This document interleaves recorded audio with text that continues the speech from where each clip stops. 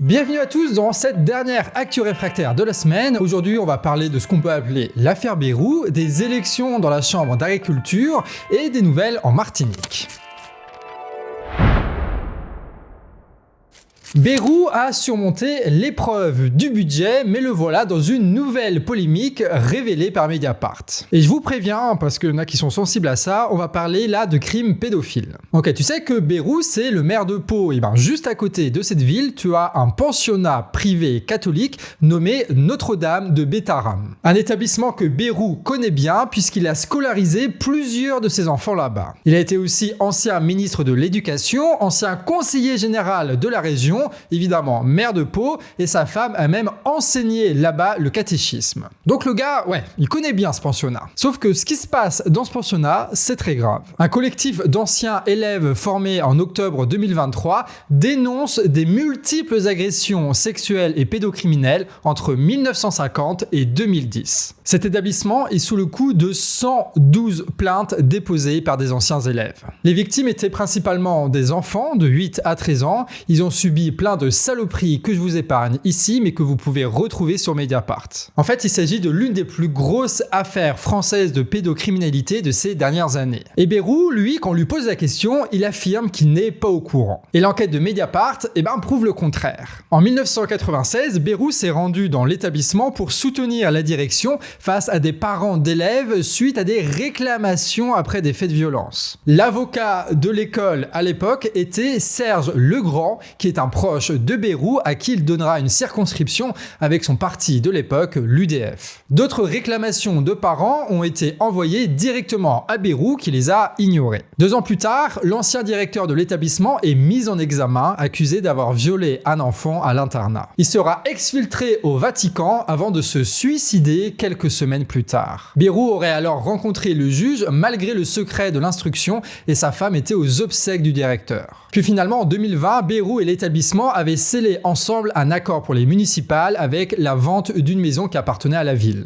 Voilà ce qu'on pouvait dire sur l'affaire Bayrou qui sort d'ailleurs, et c'est étonnant, juste après la motion de censure. C'est fou comment Mediapart, ils ont le sens du timing. On passe maintenant à la Martinique. Bon, vous le savez, il y a le groupe de Bernard Ayot, un GBH, qui est dans la sauce en ce moment. Ce groupe, il contrôle des hypermarchés Carrefour et des concessions automobiles. Il fait partie des 4 géants en Martinique qui détient 80% du marché de la distribution. Donc en Martinique, où les prix de l'alimentaire sont en moyenne 40% plus élevés qu'en métropole. Mais ce qui pointe le projecteur sur GBH en particulier, c'est une enquête de Libération qui révèle tout un système où les marges indécentes pratiquées sont cachées aux fournisseurs tout comme aux consommateurs. Et tout ça dans un contexte de grands mouvements populaires contre la vie chère qui grandit depuis septembre. Résultat, il y a des citoyens martiniquais qui ont décidé de mettre leur nez sur les comptes de GBH. Des bilans comptables d'ailleurs qui n'ont pas publié depuis 7 ans alors que c'est obligatoire. Et pour obtenir ces bilans, tu as 4 lanceurs d'alerte qui ont décidé d'assigner le groupe au tribunal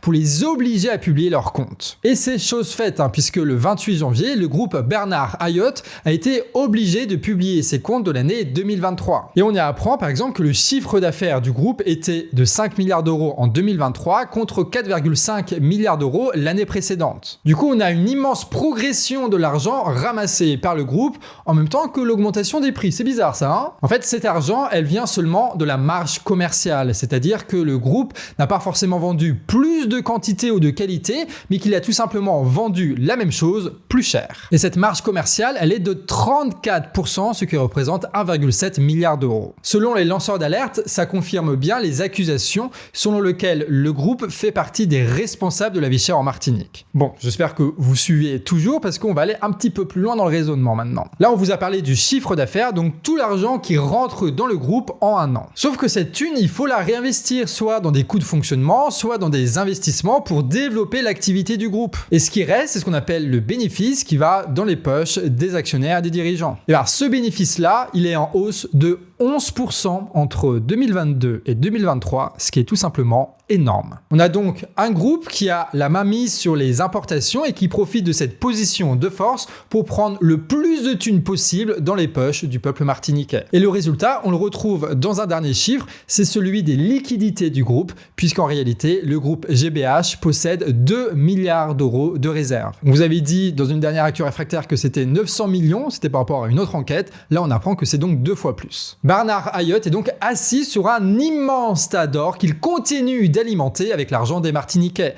De quoi faire continuer le mouvement contre la vie chère. Parce que maintenant, les Martiniquais savent où se cache leur pognon. On passe à la météo des luttes. Face à l'inflation qui continue d'augmenter, tu as des citoyens croates qui ont décidé de se bouger. C'était le 24 janvier, les citoyens ont massivement déserté les grandes surfaces et les plateformes d'achat en ligne, ce qui a fait chuter le chiffre d'affaires des grandes surfaces de 53%. Cet appel a été lancé sur Facebook par une association de défense des consommateurs. Et le but, c'est de lutter contre le prix de l'alimentaire qui a augmenté de 34% depuis janvier 2022. Et ce mouvement, il est voué à s'installer parce que ça crée une routine de boycott le vendredi.